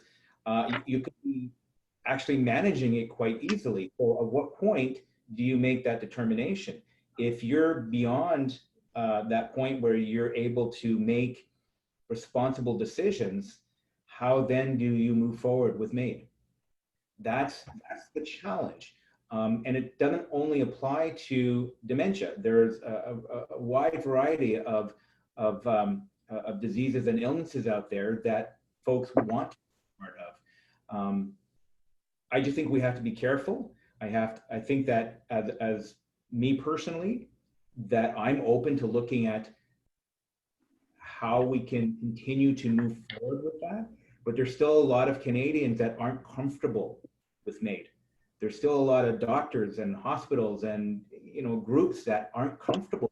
So if we want to move forward, again, we have to be responsible in how we do that, ensuring that all rights are being respected, because everybody has that right. But I think that we are open for that. And finding that balance of respecting the rights of people, protecting the vulnerable, it's a tough one. And the whole issue of consent, and when do you consent, and we could do a whole other hour on that one, but we won't. And remember, though, that one dementia patient is not the same as the next one. So how do you can't put in a blanket policy saying, well, okay, if you have dementia, you can apply for MAID. Everybody is different, and it's not a one-size. MAID is not a one-size solution for everybody. We have to be responsible, and I think as we continue to move forward, there are lots of folks who are taking advantage of MAID. There's still a lot of other people who are finding themselves not sure where to go and how to do this, and ramifications to their families and so on and so forth. So we have to tread cautiously, but we can't be afraid of moving forward. Now, I don't want to ask, because the questions are piling up, I don't want to ask every question to everyone, but anyone else want to weigh in on the MAID issue? I know it's a big one. If anyone wants to pronounce on this one. Yeah, Lisa? Just really quickly, I mean, with the decision that has been just recently made in Quebec regarding whether or not there should be any kind of limitations on anyone's ability to choose. It's coming up for me in the campaign. And like Dan, I'm going to be listening intently to what constituents have to say. We've had a period of time it's been in existence. And I do believe, Andre, that there are people out there who thought they would never use it, have had family members use it, and they have decided that it's okay to have that choice. And that's the kind of growth that's happening. And I think we have to respect people changing their minds and people who are coming to a different point of view as this unfolds. So I'm very interested in hearing what people have to say on the discussion, because members of Parliament will be seized with this issue when we return to the next session of Parliament. Yeah, it's definitely a fluid one, and the courts are weighing in and making the discussion more interesting. Great. Oh, so Valerie, yeah, you want to talk about this one as well? Yeah, I heard Dan say that it sounded like you thought the choice meant that you then were going to have it. I think the Green Party proposes amending the legislation. Now, what they say is that everyone has the choice of dying with dignity, and the amendment hopefully will be with, as you said, some caution, but everybody has the choice to apply for it. Many people don't follow through and use it, but that choice is there to apply. Then the challenge is, because of the length and duration of some dementias, people change. I've seen people that I've worked with, and the family says, oh no, they don't like that, or they always drink coffee, they don't like certain cookies. Well, over a 15 or 20 year period, the person does change what they want. And I feel that even if somebody isn't verbal, is in a later stage of dementia, there are ways, and they should be researched, as to when they communicate consistently about something, that they do know what they want on certain issues. And I think that the consent could be found with people who, if it's an issue that is important to them, they will find a way of communicating their consent when the time comes or is close. So I'm confident that we should allow advance directives, but then still have some research to show how we would assess that consistent thinking throughout the dementia. Okay. And Stephanie, I don't know if you want to weigh in on MAID. If not, I can move on to another question. Yeah, so I think for dementia patients, assisted dying law, it can be very scary. I think they are scared that the law may make them, vulnerable, and they might not have access. I think as an NDPer, we do support assisted dying within measures. I know the question is complex, and like it was said, it's different for every patient, but I think down the line, it's about respecting the patient's wish. And I think that's very important at the end of the day. Lisa, I wanted to come back to something you mentioned earlier, right near the start. Dementia is something that affects disproportionately women.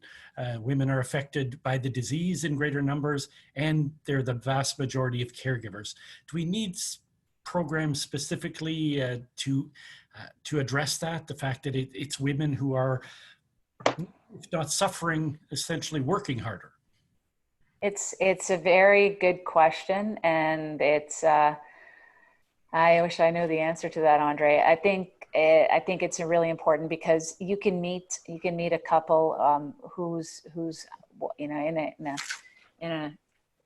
you can have a partnership where it's the husband in the partnership who is looking after the wife in the partnership, and they're going to need just as much supports as well. Yes, I think recognition and understanding is the first part. Like knowing that it's possible for you, knowing that you have a heightened risk. I think would be shocking to a lot of women that over 65, you have a better chance of getting it. Now, those are the kinds of statistics that I push out as well, so that they look after themselves. And I'll just be honest and upfront. In a lot of cases, women don't look after themselves necessarily throughout their life because they're providing care to other people. And that is the number one way you can assure yourself of finding yourself with dementia later on in life, because you're not watching your diet, you're not properly exercising, you're not getting enough sleep. I mean, these are all things that you can identify with. We live longer.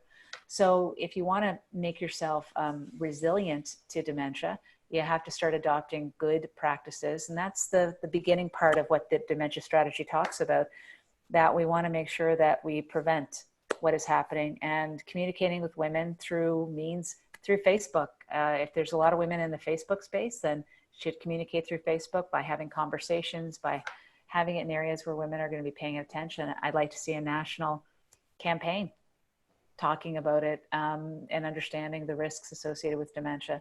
I think it's everybody who has to. I get frustrated. I have to admit to the panel and to people listening, I get frustrated when everybody identifies with dementia or Alzheimer's because they have somebody in their life who has had it. It's I think Stephanie said it's a very different disease depending upon who is actually experiencing it. There's no one size fits all, but boy, it's certainly something that is going to take over your entire life. And we should think about the prevention side of it just as much as we do about the care and about the cure. It's, as I said, it's a good strategy. It hits all the things that you need to hit. And as having representation, thinking about it from a woman's perspective is really important. I wish I could be more helpful on that, but I think it's a human issue. It's a human issue. And Stephanie, I wondered if you could weigh in on that. You talked about your grandmother caring for your grandfather, about the young cousins. How do we address that gender issue where women are doing a disproportionate amount of the work with this very big societal problem? I will agree with Lisa. I think it is a human issue. For my grandma, yes, she had to care for my grandpa, but I have a lot of patients that for them, it's the other way around. I think it's about supporting the person, whether it's better connection to the community, making sure they have activities so they can have a break. Like I said, so we were taking my grandpa for 1 or 2 hours and my grandma could have a little bit of room to breathe. I think as a federal government, we could maybe put a plan in place or work with the cities to make sure that, transit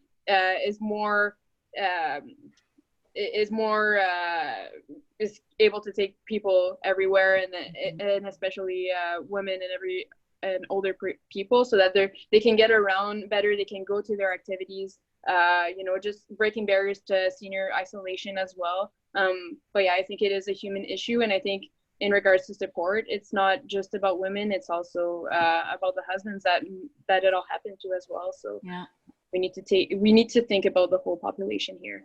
Yeah. And you mentioned a really interesting issue in passing. Transportation is a big issue for families, especially for older women. I know with my family, we had to get rid of the car because my father would try driving it all the time. So yeah, so there are all those. And it was the same with my grandparents, right? So my grandma now can't drive; she lost her license. And my grandfather was the same. So when they can't get around, and in Northern Ontario, there's no bus system. So for them, it was staying at home. And that creates isolation, and it's bad for mental health, and it creates seclusion and like I said, mental health problems. So we need to work with that, and we need to make sure that they're not secluded and isolated, and that will help overall. Yeah, very isolating disease. I want to talk to you about another aspect of diversity. Canada is a very multicultural country. People with dementia often revert to their youth. So I've done stories about people who suddenly they only speak Mandarin because they've forgotten the second, third languages they've learned in Canada. How do we ensure that we have services that are offered to people in their languages, in their culture, so that they're more comfortable and better treated? And that was a big issue because... Well, I was asking Dan that one. I'm not going to ask you all. Oh, sorry. Go ahead. Well, again, it's a tough one because you have cultures that will keep them at home. That is their culture. Mom and dad, grandma, grandpa live at home, and they don't necessarily want to send them to a home. And you're right. I know people that have reverted back to speaking their original language. You know, I think this is the challenge with this is when cancer was first on the scene. We started coming up, you know, U.S. and in Canada, cancer agencies, and you know, you had the Terry Fox run every year. There's money that's being raised that's going into that, and every year cancer is being more research, more cures, more progress is being made. We need to get to a point where we're seeing that with dementia, and we're not there yet. Dementia has not translated into this national priority where everybody can work towards it. Where, you know, you have, maybe we should be having the national run for dementia, where we're raising money for this specific thing, because that's going to help not only create the awareness, but that's going to raise money for research and innovation. Innovation is so critical. You know, you go to your doctor and he can tell you your your blood pressure. He could tell you your heart rate. He could tell you your A1C, but they have no way of measuring your brain.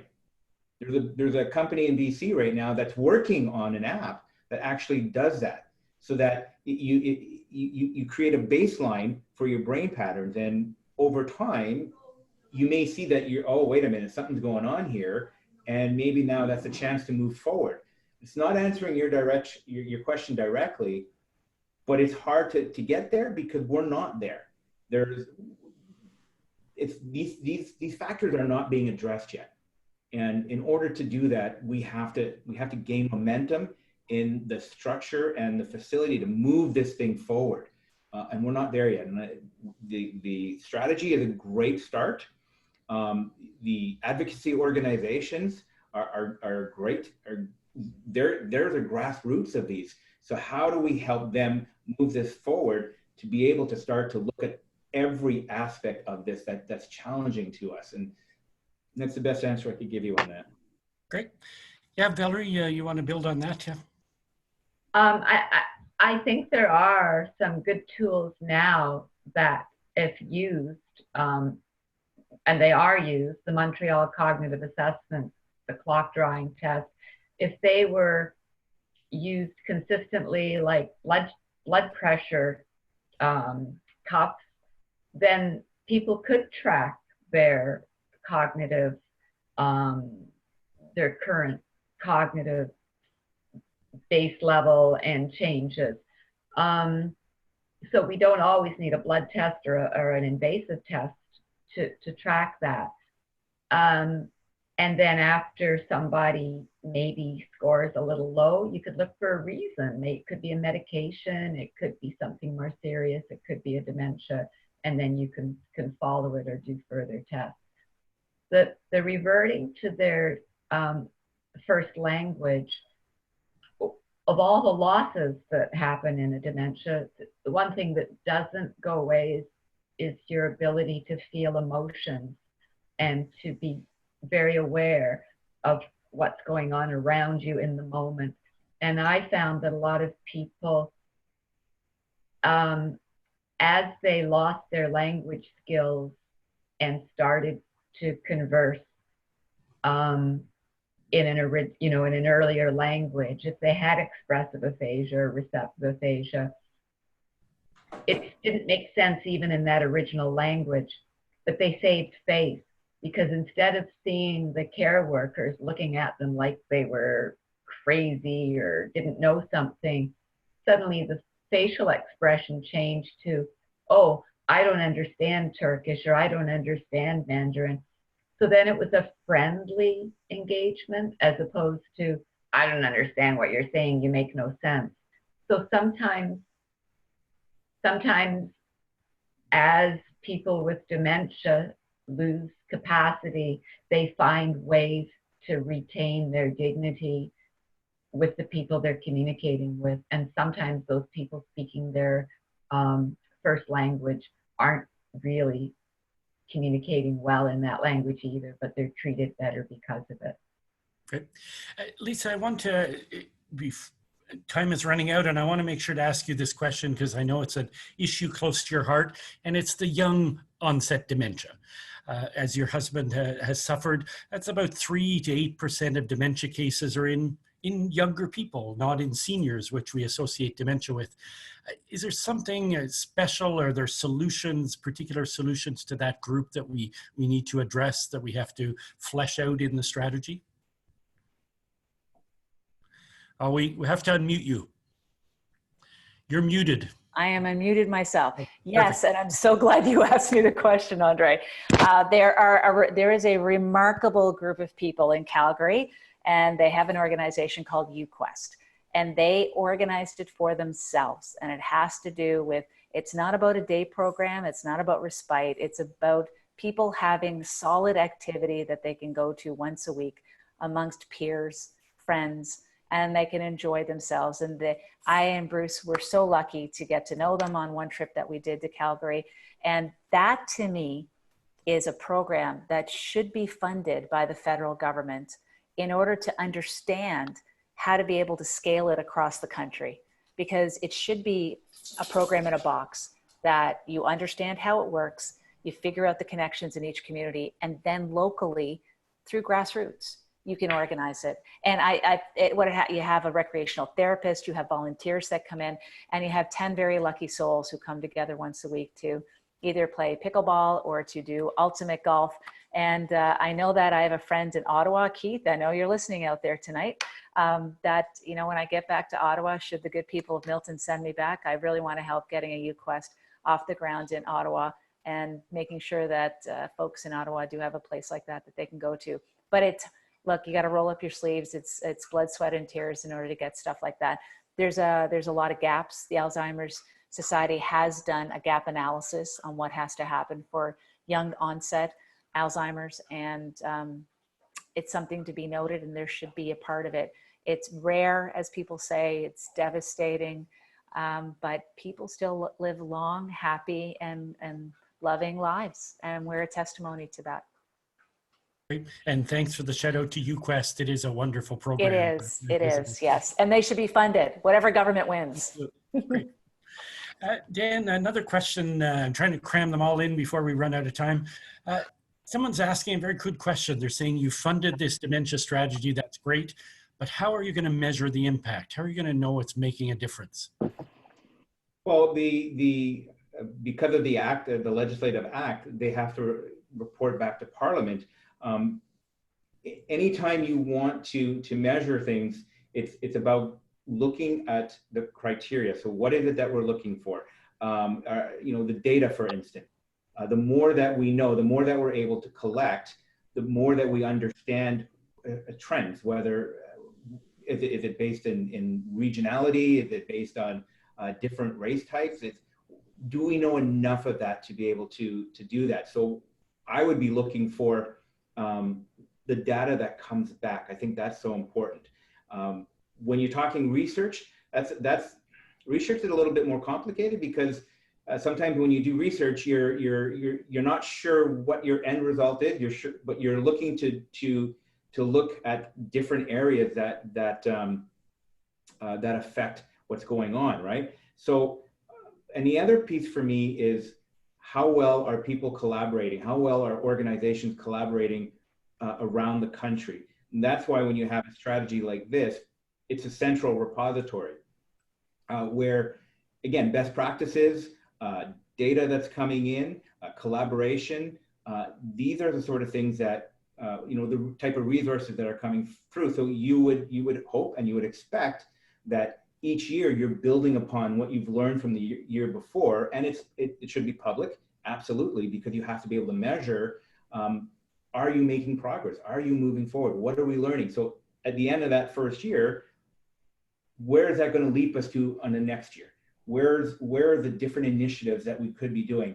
Now, once you're getting through all this, first year, second year, third year, it's up to Parliament to take that data, to take the results of that, and say, okay, what could we do to improve areas that we know are happening now, that based on what's coming back from the strategy, and I think that's part of it, is coming back to going to your local MP and making sure that they're advocating in Parliament for dementia.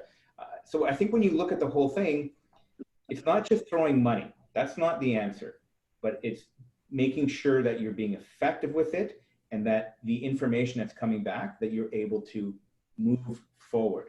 That's what it's all about, being able to move forward. What's the next step? How do we continue to grow? Great. So we only have a few minutes left. Unfortunately, the time has gone really quickly, but I want to ask each of you to sort of give us a take-home message from this, and hopefully something positive about, you know, the strategy and the future of dementia care, and the contribution that politicians, federal politicians in particular, can make. So send us home with something uplifting about how Parliament and your party in particular is going to make things better for all these families and all these people living with dementia. And I'll go in reverse order. I'll start with Stephanie, if I can. Yeah, so like I said, we're in it for the people, and that means everyone. And when it comes to dementia, we know that we need help, we need strategies to focus on them, and we need to give them support. So it's not just about financing, it's about finding a good housing strategy that's accessible. It's about pharmacare, it's about healthcare that considers all their needs, and it's about being holistic and being strategic where we place the funds. And so yeah, I think that's pretty much for me. Great, that's very succinct. You got to practice being more long-winded if you want to be a politician. So Valerie, do you want to give us some uplifting take-home message? The Green Party, what we've tried to do is build a lot of the seniors care, and I know this isn't just about seniors, and accessible care throughout all domains, not just health. So as been mentioned, transportation, housing, and back to health, universal pharmacare, improving pension funding, guaranteed livable income, so that when a crisis strikes at any age, that it can avoid dire poverty for most groups. My personal push would be housing. I think if people live in a dementia-friendly or age-friendly community, and they live in housing that it makes their life successful and not too much of a challenge, with the supports and the care by well-trained and dementia care staff, that's going to be a huge challenge, and accreditation for those PSWs, and not just housing at promoted and funded through federal programs and provincial programs, but also municipal. They play a huge role, and they should, in providing appropriate housing for their citizens. So yeah, housing, transportation, healthcare, pensions. We have areas in our platform to support seniors and people with dementia through the dementia strategy, and working together with the other parties, like Lisa said, a collaborative caucus and committees. That's where things are going to be successful and achieved. And I agree. My husband was told after 5 months in the hospital, 5 years ago after a stroke, that he was not a candidate for rehabilitation and should be in long-term care. And we travel, we take the train out west. They have an accessible coach with a great service, so we don't have to walk to the dining room, and there's a fabulous biggest bathroom on the train. We have a good life. I'm not saying it isn't stressful, but we have a good life like Lisa. And I'm learning to be patient like Lisa. Well, that's a So good yes. message to end on. Great. And Dan, the party has brought in this dementia strategy, but what's next? What should we be uplifted about in the future about what else can happen? Well, I think that when we look at over the last 4 years, some of the initiative that the party has taken, the dementia strategy for sure, the national housing strategy, funding over the next 12 years, specifically to build seniors housing complexes and low income housing, the money that we put towards mental health care, the money that we put towards home care, the national pharmacare looking forward to 2022. What do we have to look forward? I think those are initiatives that say where we as a government want to go.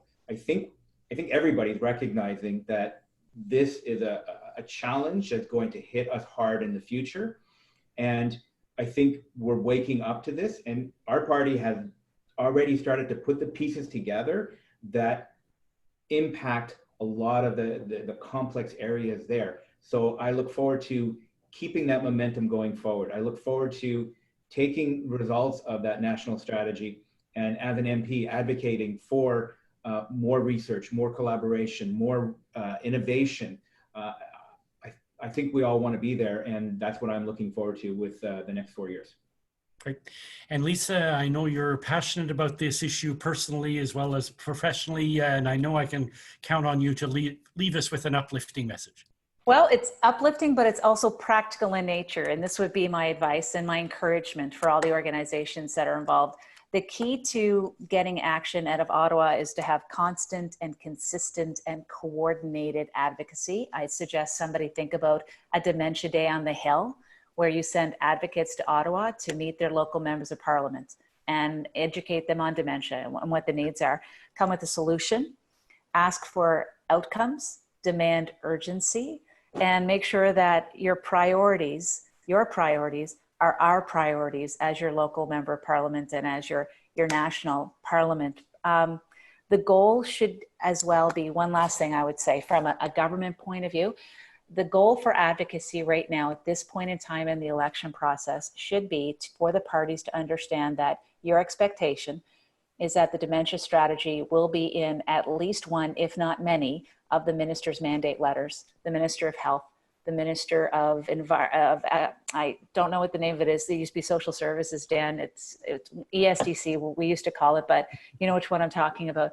And most importantly, it's got to be in the mandate letter of the Minister of Finance, because that's where it all flows from. So that would be my my message. I don't know how uplifting it is, but if you think a roadmap to getting success is uplifting, then I think we've given you a pretty good idea today of how to impact what the future is going to be at the federal level. And the cause is fantastic and the need is great and the people are willing. We just got to get the right plan and we have to have the right information. Great. And I want to end by thanking you all. I've been following Twitter along the way while you were talking, and everyone is praising the collaboration, the thoughtfulness of your willingness to work together, the lack of partisanship. It's really wonderful, refreshing to see on the campaign trail. And we really appreciate you taking time out because we know you're all fighting for your jobs. So thank you for making this a priority. And I'm going to leave the final word to Mary Beth, who's just signed on and joined us. And again, thank you from me personally and from everyone, the many people watching online. Thank you. And my thank you as well. On behalf of Dementia Advocacy Canada, I'd like to thank all of our panelists, our viewers, and Mr. Picard for an exciting and an informative event. Thank you to everybody who took the time to submit a question, and we have a lot of questions. We received hundreds of excellent ones, and we were simply unable to get to them all. We hope you will continue this important dialogue with your friends, your families, and in particular, the candidates in your ridings. We would also like to acknowledge the time and the effort of DAC's political engagement team for organizing this successful event. Many thanks to Keith Barrett, Kim Burnett, Matt Deneen, and Frank Palmer. Dementia Advocacy Canada also encourages you to participate in the Alzheimer's Society of Canada's letter writing campaign. And I think it just started last week, another very important initiative. And of course, you need to vote on October 21st. If you are a person living with dementia or a care partner, take this opportunity to sign up and become a dementia advocacy member. I'm just going to leave us with a final slide here, I think.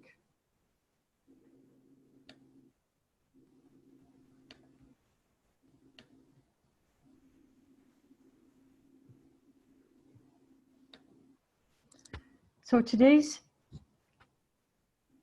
recorded event will be sent to everyone who was registered, and it also will go up onto our webinar. That webinar site is dementiacanada.com, and we'll be looking at all the different messages that we got in, and we're going to try and put some thought into answering some of those questions, and again, posting them on our website. And another and final thing is we will be following up with a short survey to get your feedback. So once again, thank you very much for everyone and your attendance. And with that, I wish everyone a good night.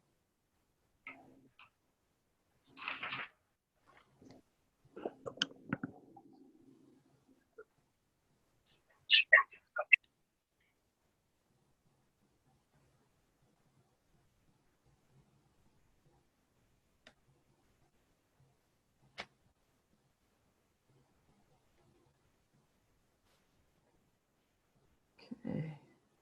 Good job, huh? Thanks, guys. It's was really great, by the way. I think we're private now. Yeah. Private, I was you never quite know. No, it's true. Thank you very I much. saw the video, so yes. No, You know. I appreciate everybody's comments and feedback. I think that moving forward,